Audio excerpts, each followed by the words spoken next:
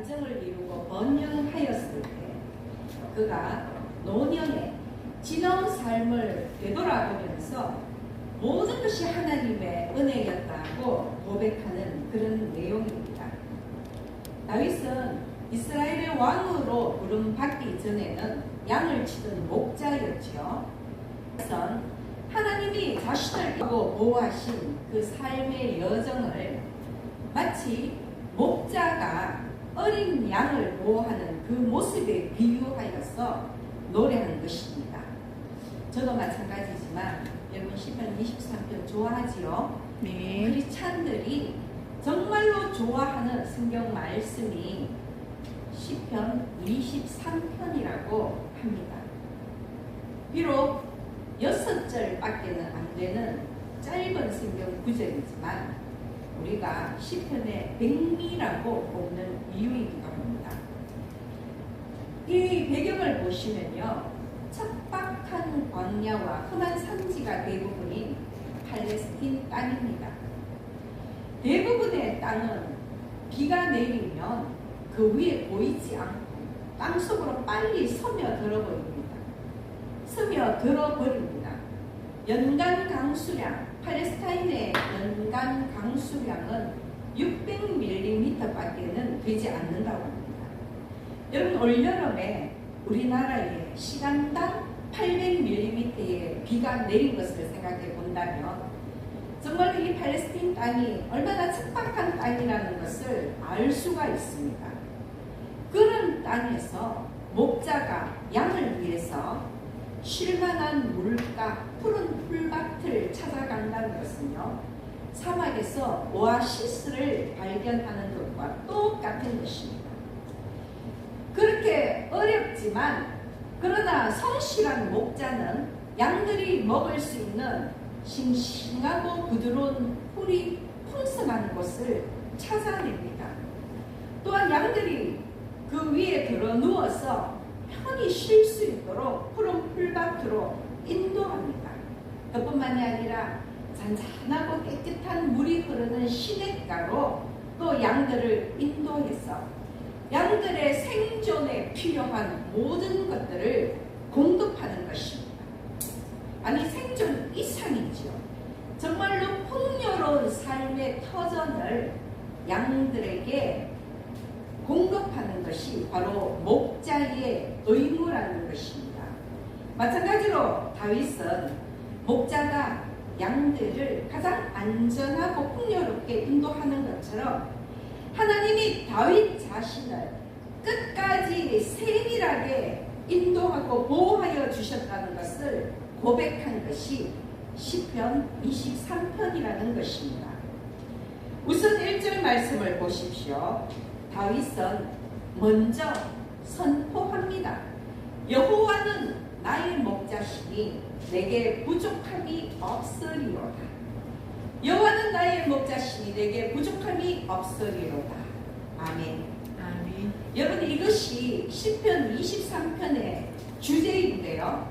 그러나 그 내용을 보면 이 다윗의 신앙 고백은 하나님이 항상 다윗을 안전하고 풍요롭게 아무런 염려나 걱정 없이 자신을 지켜주신 것에 대한 감사가 아니라는 것입니다. 다윗은 여호와는 나의 목자시니 내게 부족함이 없으리로다 고백하고 있지만 우리는 다윗의 그 파란만장한 삶을 잘 알고 있지 않습니까? 다윗이 이스라엘의 왕으로 기름 부음을 받고요, 정말로 그가 이스라엘의 실질적인 왕이 되기까지 어떠한 역경과 고난 속에 있었는지 우리는 잘 알고 있다는 것입니다. 뿐만이 아니라 왕이 된 이후에도 다윗은 끊임없이 고난 중에 있었습니다. 왕이 되기 전에는 미리 기름 부음을 받고 이스라엘의 왕으로 세워졌기 때문에 사울 왕으로부터 목숨의 위험을 느껴 도망 다녔고요, 정적이 되어버렸죠. 그리고 또한 왕이 된 후에도 이방 나라와의 끊임없는 전쟁 때문에 늘 목숨의 위험을 느끼는 전쟁터에서 살아갔다는 것입니다. 그리고는 자신의 자신의 부하의 아내인 바세바를 탐하였어. 충성스러운 부하였던 남편 우리아를 전쟁의 최전방으로 보내어 죽게 만들고 그 바세바를 소유한 그런 범죄도 저질렀습니다. 결국 이 일로 인해서 다윗과 바세바 사이에서 난 첫 번째 아이는 죽을 수밖에 없었지요. 사무엘하 12장 14절 말씀을 보면 하나님의 부름을 받고 나단 선지자가 다윗에게 하나님의 말씀을 전합니다. 이 일로 말미암아 다윗과 바세바가 간음한 그 일로 말미암아 여호와의 원수가 크게 비방할 거리를 얻게 하였으니 당신이 낳은 아이가 반드시 죽으리이다. 하나님의 말씀을 전하는 것입니다. 마귀의 조롱거리가 되었기 때문에 하나님의 말씀을 어기고 범죄하였기 때문에 다윗과 바세바 사이에 난 그 첫 아이는 반드시 죽는다는 것입니다. 나단의 예언대로 아이는 태어났지만 알타가 7일 만에 죽게 됩니다. 다윗은 아이를 살리기 위해서 회개하고 금식하면서 기도했습니다. 그렇지만 하나님의 심판은 이루어졌다는 것입니다. 그뿐만이 아닙니다. 아이를 데려가는 것으로 끝나는 것이 아니라 이 일로 인해서 다윗의 집에는 칼이 영원토록 떠나지 않는다고 말씀하셨습니다. 그래서 아들들 사이에도 비극적인 사건이 계속되었지요. 정말로 설교 중에 입에 올리기에 부적절한 내용이지만 다윗의 장남인 암논이 이복 누인 다말을 강간하였습니다. 그래서 이 다말의 친오빠인 압살롬이 암논을 죽이는 사건이 생깁니다. 형제간의 살인 사건이 일어난 것입니다. 그리고 압살롬은 4년간이나 은밀하게 반역을 준비한 다음에 헤브론에서 반란을 일으켰고요. 그 반란은 결국 누구에 대한 반란입니까? 자기 아버지 다윗에 대한 반란이라는 것입니다. 아들이 아버지를 왕 위에서 몰아내고자 하였고요. 이 일 때문에 다윗은 예루살렘을 떠나 피신하는 일까지 생기게 되었습니다. 그리고 압살롬은 예루살렘을 장악했습니다. 그러나 결국 어떻게 됩니까? 새로 정렬을 가다듬은 이 다윗의 군대와 압살롬의 군대가 싸우다가 압살롬의 군대가 패하게 되고요. 군대 장관 요압에 의해서 압살롬은 비참한 죽음을 맞이하게 됩니다. 노새를 타고 달리다가 그 머리가 나무까지 걸렸어. 나무에 대롱대롱 매달려 있는 것을 요압이 죽여버리는 것입니다. 다윗은 하나님의 말씀대로 왕이 되었지만 그리고 정말로 강하고 부강한 그러한 이스라엘 왕국을 만들었지만 엄청난 시련 속에 있게 되었다는 것입니다. 물론 다윗의 가정적인 비극은 그가 저지른 죄의 결과 때문입니다. 바세바와 간음하고요. 그것을 은폐하기 위해서 남편인 우리아를 전장에서 죽게 한 살인죄까지 저질렀기 때문입니다. 사무엘하 11장 27절 말씀을 보면 다윗이 행한 그 일이 여호와 보시기에 악하였더라. 다윗은 하나님 앞에서 악한 행위를 저질렀고 하나님은 다윗의 그 범죄를 심판하신 것입니다. 다윗은 하나님이 직접 기름 부어 왕으로 세우신 자입니다. 그리고 그 다윗의 혈통을 통해서 메시아가 이 땅에 오십니다. 그러나 그럼에도 불구하고요, 철저하게 죄를 심판하시는 하나님이시라는 것입니다. 또한 다윗은 왕의 권력을 이용하여서 그 죄를 은폐하려 하였지만 하나님은 다윗의 죄악은 물론이요, 하나님 어떻게 다윗을 심판하시는가 하는 것을 만천하에 공개하셨습니다. 사무엘하 12장 11절에서 12절 말씀을 보면 여호와께서 또 이와 같이 이르시기를 보라 내가 너와 내 집에 재앙을 일으키고 내가 내 눈앞에서 내 아내를 빼앗아 내 이웃들에게 주리니 그 사람들이 네 아내들과 더불어 백주에 동침하리라. 너는 은밀히 행하였으나 나는 온 이스라엘 앞에서 백주의 이 일을 행하리라 하셨나이다. 다윗은 은밀하게 범죄하였지만 하나님의 심판은 밝은 대낮에 다 드러났다는 것입니다.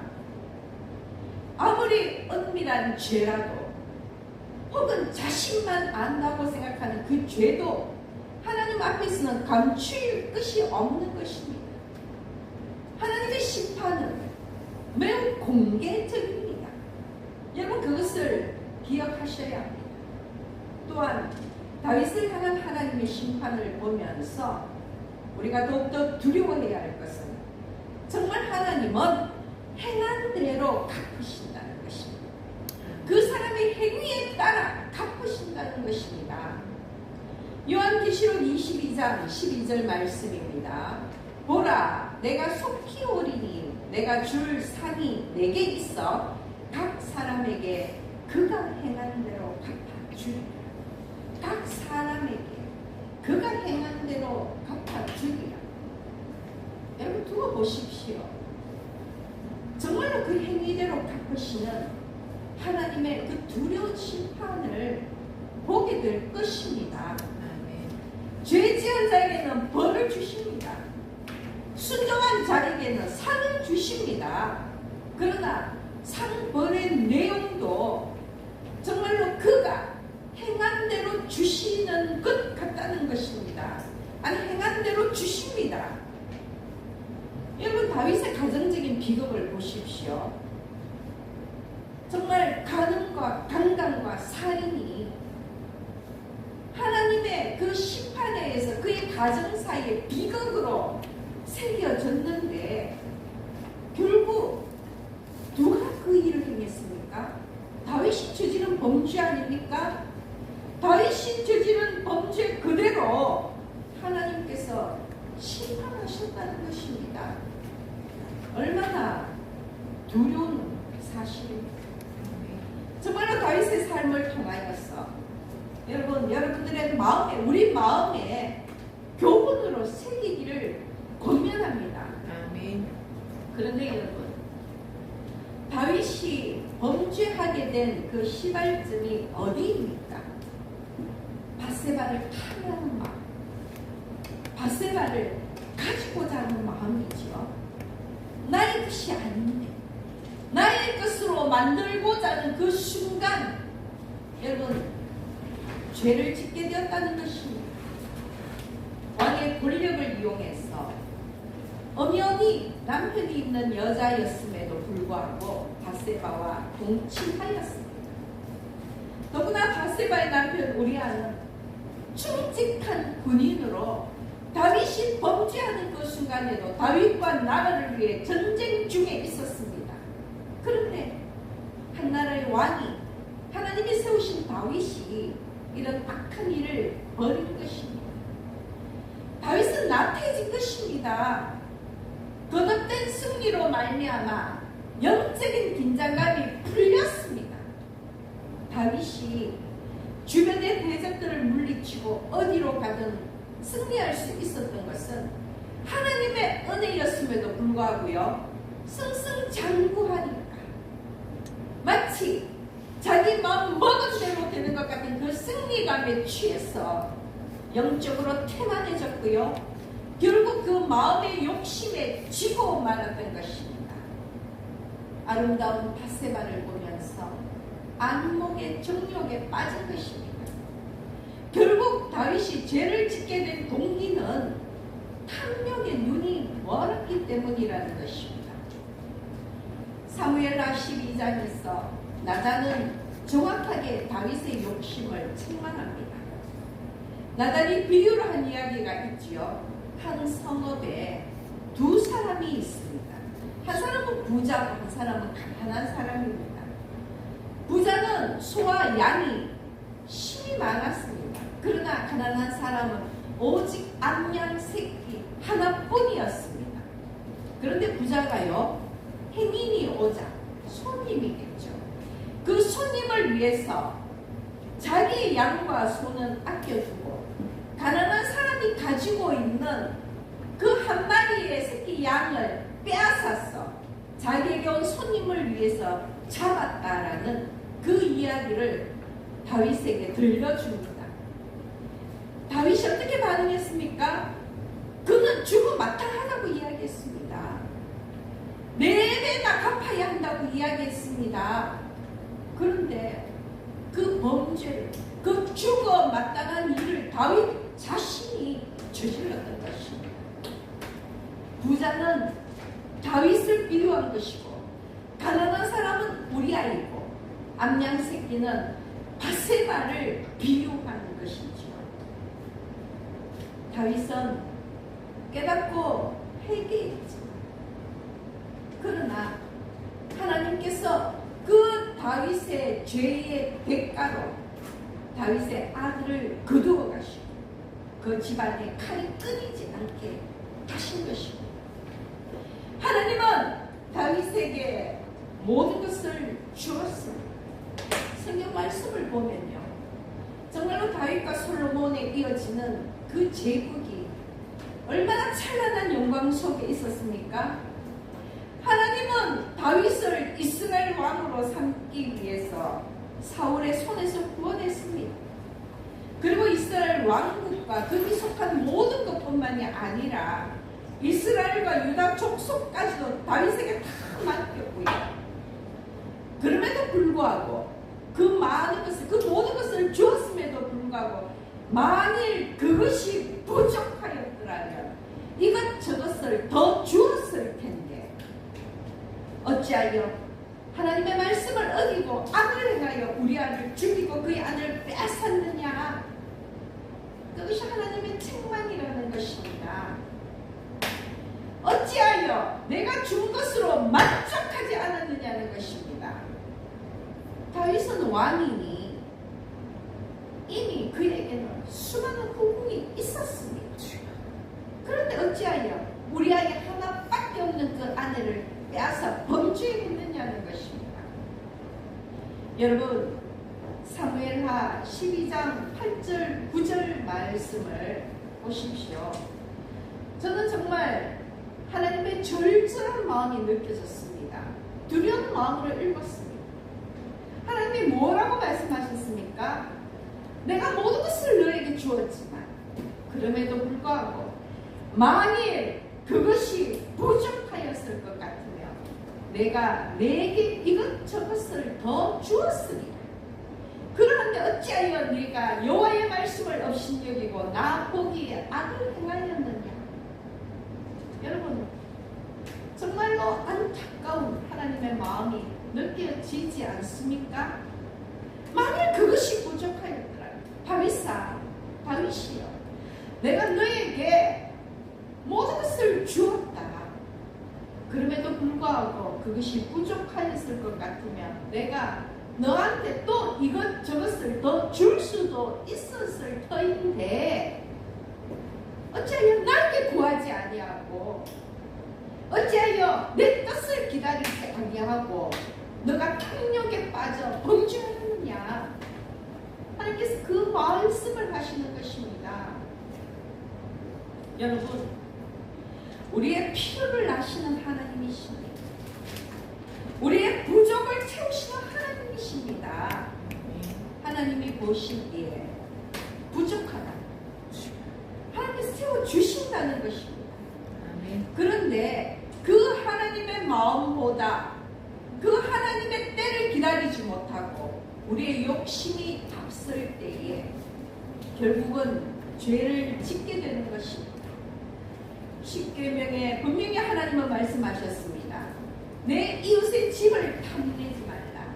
내 이웃의 아내나 그의 남종이나 그의 여종이나 그의 소나 그의 낙이나 물은 내 이웃의 소유를 탐내지 말라고 그렇게 하나님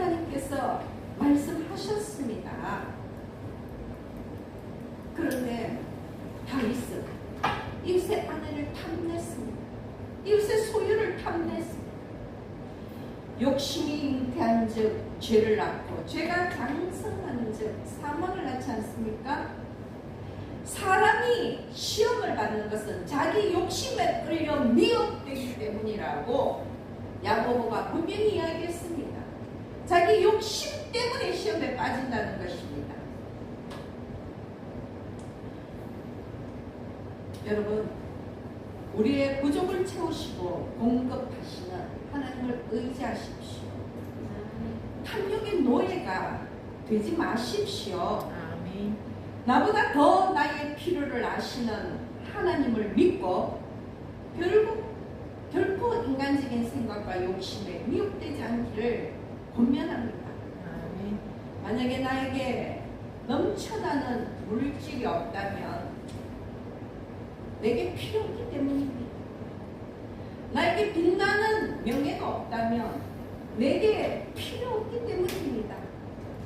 나에게 존귀한 직책이 주어지지 않는다면 그건 역시 나의 필요가 아니기 때문입니다. 하나님이 내게 허락지 않으신 것입니다. 내 것이 아니라는 것입니다.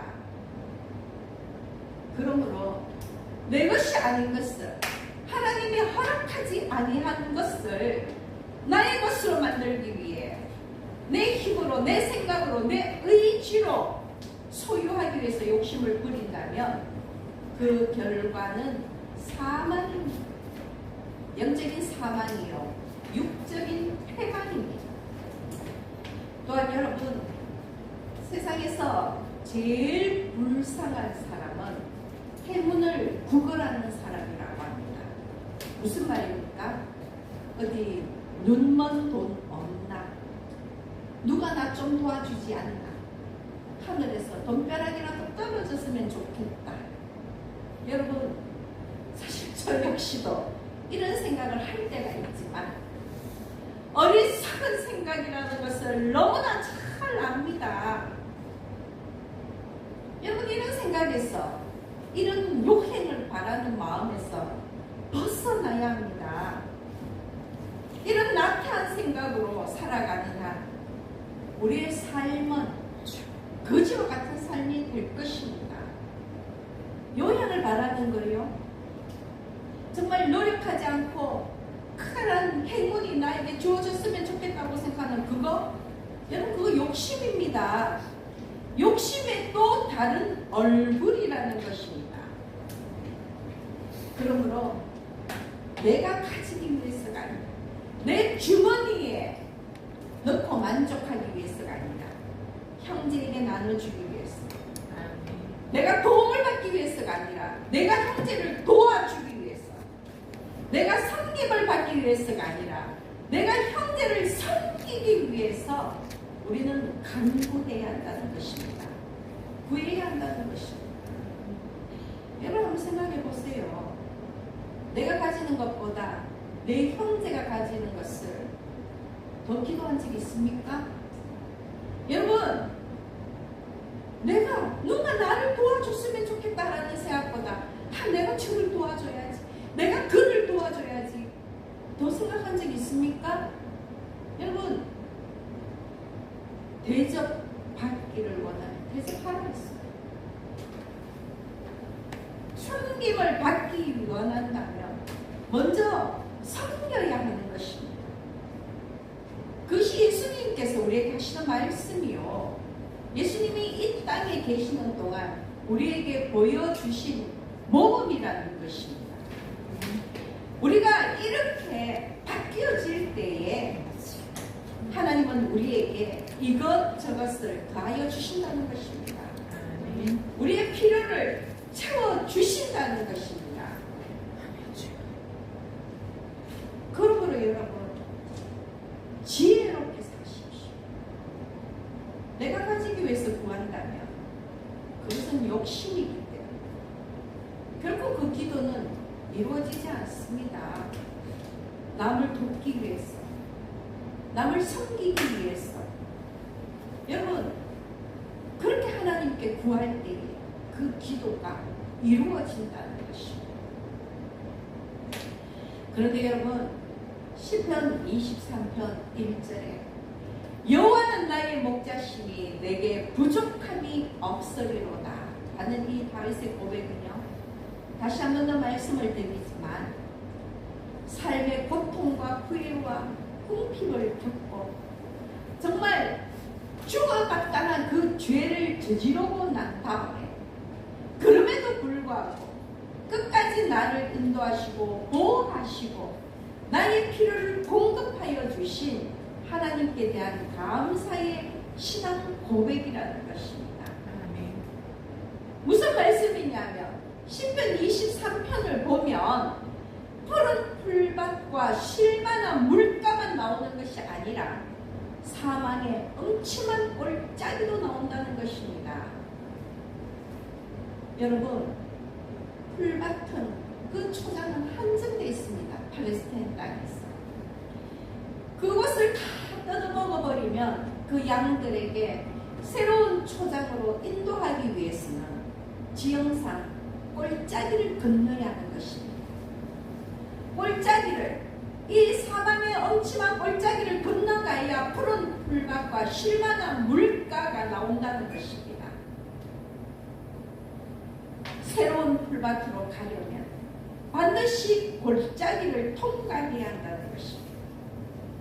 엄침한 사망의 골짜기라 할지라도 여러분이 이곳을 통과해야지만 그곳에 또 다른 푸른 초장이 풍성한 삶이 기다리고 있습니다. 그런데 골짜기를 통과하는 데는 시간이 오래 걸리지 않습니다. 좁은 협곡이기 때문입니다. 그리고 또한 반드시 그 골짜기를 통과하게 됩니다. 인생의 고난도 마찬가지라는 것입니다. 죽을 것 같은 고난이지만 그러나 그 고난의 시기는 길지 않다는 것입니다. 그리고 또한 두려워서 건너기 주저되는 그런 골짜기지만, 그런 고난이지만, 그러나 그 골짜기를 건너야지만 푸른 풀밭이, 잔잔한 물가가 기다리고 있다는 것입니다. 인생은 꽃길만 아니라 가시밭길도 가는 것입니다. 평온한 삶 뒤에는 위태로운 인생의 위험도 도사리고 있는 것입니다. 때로는 원수 앞에 무력하게 무너질 때도 있습니다. 우리는 살아가는 내내 실수하고 실패하고 낭망하고 절망합니다. 그러나 그것이 인생입니다. 그리고 중요한 것은 그 어느 순간도 하나님이 우리를 혼자 내버려 두지 않으신다는 것입니다. 푸른 풀밭, 잔잔한 물가에도 함께 계시지만 사망의 엄침한 골짜기를 지날 때도 하나님은 지팡이와 막대기로 우리를 인도하시고 보호하시며 우리와 함께 하신다는 것입니다. 하나님의 하늘 보좌 위에 가만히 앉아서 건너봐, 할 수 있어, 너 혼자 해봐, 이렇게 말씀하시는 것이 아니라 하나님은 정말 친히 그 보좌에서 내려와서 우리의 삶의 골짜기를 들어오신다는 것입니다. 사망의 엄침한 골짜기, 막대기와 지팡이를 휘두르며 함께 건너신다는 것입니다. 아멘. 우리를 떠나지도 버리지도 아니하시는 그 하나님을 믿으시기 바랍니다. 아멘. 유대인들에게 전해 내려온 이야기가 있습니다. 한 어머니가 아들을 데리고 랍비에게로 갔습니다. 그러자 그 랍비가 아이에게 이렇게 이야기합니다. 얘야, 하나님이 어디 계시지? 네가 나에게 하나님이 어디 계신지 가르쳐 준다면 내가 너에게 동전 한 개를 주마. 그래서 그 아이가 어떻게 대답하는지 아십니까? 선생님, 저에게 하나님이 안 계신 곳이 어딘지를 가르쳐 주신다면 제가 동전 2개를 드리겠습니다. 여러분, 얼마나 지혜로운 아이입니까? 우리 열방의 아이들이 이렇게 지혜롭게 자라나기를 예수님의 이름으로 축복합니다. 아멘. 여러분, 이 이야기 내용이 무엇입니까? 하나님은 안 계신 곳이 없으신 것입니다. 하나님은 우리를 떠나지 아니하시는 것입니다. 하나님은 항상 우리와 함께 하시는 것입니다. 그것이 바로 시편 23편에 나온 다윗의 고백입니다.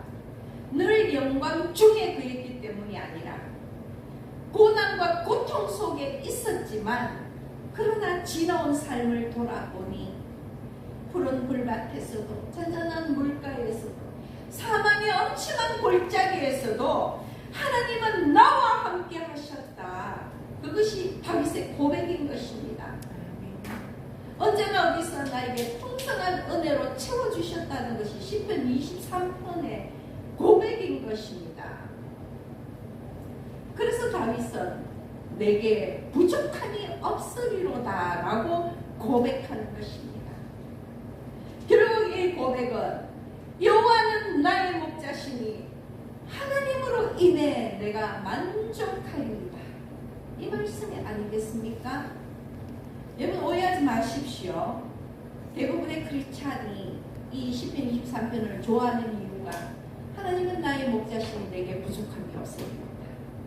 정말 도깨비 방망이처럼 내가 뭔가를 필요할 때에 덤나와라 뚝딱 덤나와라 뚝딱 하나님이 나의 모든 필요를 무조건적으로 100% 채워주기 때문에 부족이 없는 것이냐 착각해서 이 구절을 이 성경 말씀을 좋아하는 사람들이 많은데요. 아니라는 것입니다. 여기서 다윗이 내게 부족함이 없으리라는 것은 하나님이 100% 채워주셔서 만족한 것이 아니라 하나님이 비록 나의 삶에 10%밖에 채워주지 아니하셨지만 하나님이 나와 함께 하셨기 때문에 만족한 것입니다. 아멘. 하십니까? 아멘. 물질적인 풍요를 가져주셨기 때문에 내가 만족하리다가 아니라는 것입니다. 하나님이 항상 그 인생의 굽이굽이 그 꼴짜기마다 환난과 고통 중에도 나와 함께 하셔서 그 고통을 견디고 이겨내게 하시고 은혜로 부어주셨기 때문에 감사하다는 그 고백입니다.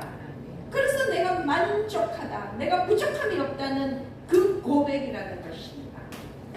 그러므로 다윗의 이 고백이 여러분의 고백이 되기를 축복합니다. 아멘. 여러분 유명한 미국의 소설가 해밍웨이를 아시죠? 어니스트 밀러 해밍웨이입니다. 해밍웨이 그러면 무조건 머릿속에 떠오르는 게 노인과 바다, 무기여 자를 것. 누구를 위하여 총을 울리나? 여러분 이거 완전 정말 해밍웨이 하면 탁 따라다니는 그런 거죠. 열심히 읽었던 기억은 나는데요. 어린 시절 또 읽기도 했었습니다. 그의 책은 모르는 사람이 없을 정도입니다. 가장 영향력 있는 소설가 중에 한 명입니다. 그런데 이러한 그의 사회적인 명성과는 반대로 그의 가정사가 매우 비참하다는 것을 여러분 아십니까? 그의 아버지는 의사이고요. 어머니는 예술가라고 알고 있는데 그의 아버지는 권총으로 자살했습니다. 그리고 또한 해밍웨이는 여성 편력이 강해가지고 4번이나 결혼했는데요. 1961년 7월 2일 아침에 자고 있는 아내 옆에서 엽총으로 자살했습니다.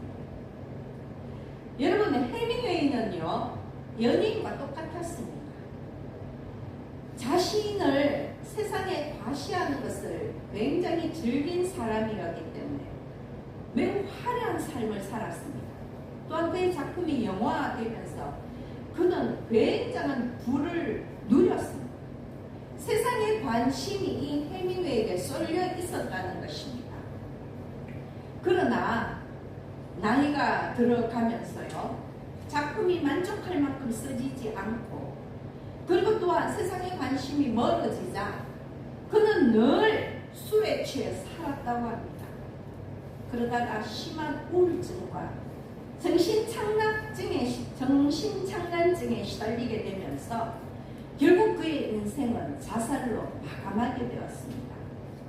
그는 평소에도 그렇게 화려한 생활을 즐기면서 그렇게 부족하고 모자랄 것 없는 그런 삶을 누리면서도 늘 뭐라고 얘기했느냐면 자신의 삶은 필라멘트 없는 전구와 같다고 얘기했습니다.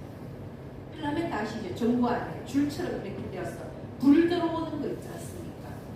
필라멘트 없는 전구는 안개 없는 찐빵이죠. 아무것도 안 돼요. 그만큼 공허한 삶을 살았다는 것입니다. 그래서 그의 작품은 허무주의 작품에 분류됩니다, 여러분. 그의 작품에서 알 수 있듯이 그의 인생은 굉장히 허무한 삶이라는 것입니다. 그는 감사와 만족이 없었습니다. 만족이 없었습니다, 여러분. 그 안에, 그의 마음 안에, 그의 삶 속에 하나님이 없었기 때문입니다. 여러분, 하나님이 없다면, 자신의 삶 속에 감사와 만족이 없다면 결국은 마귀의 놀이개가 되어버리는 것입니다. 세상의 것으로는, 세상이 주는 것으로는 결코 만족할 수 없다는 거 여러분 아시지요? 세상의 것은요, 욕심을 내면 낼수록 허기집니다. 마시면 마실수록 더 목마른 소금물과 똑같은 것이 세상의 것입니다. 세상의 유혹이요, 세상의 물질이요, 여러분 세상의 부귀입니다. 그것이 세상의 것입니다. 왜냐하면 마귀가 그렇게 만들어 놓았습니다. 마귀의 책략입니다. 자신의 노예로 삼기 위해서 가지면 가질수록 더 가지고 싶게 만드는 것, 그래서 욕심에 더 올가매는 것, 그것이 마귀의 방법이라는 것입니다. 그러므로 여러분, 어떻게 이 마귀의 소나기에서 벗어날 수가 있습니까? 하나님으로 인해서 모든 것에 만족하는 법을 배워야 한다는 것입니다. 하나님으로 인해 내게 부족함이 없다는 것을 깨달아야 한다는 것입니다. 그 하나님이 나의 필요를 나보다 더 잘 아시고 나에게 이것저것을 더하여 주신다는 것을 믿으시기 바랍니다. 아멘. 우리 아버지가, 우리 하나님이 그렇게 나의 삶을 주관하시는 것입니다. 그러므로 여러분, 내게 주어진 것에 감사하고 만족하십시오. 정말 세상의 욕심이 아니라 하나님이 주시는 것으로 감사하며 살아가십시오. 그리할 때에 하나님께서 또 살펴보시고 부족한 것은 하나님이 직접 채워주신다는 것입니다. 그러므로 오늘 말씀을 나눈 사랑하는 열방교회 여러분 모두는 세상이 주는 만족감이 아니라 하나님으로 인해 내게 부족함이 없노라 고백하시며 날마다 날마다 감사하며 만족하시며 사시기를 예수님의 이름으로 축복합니다. 아멘. 기도드리겠습니다.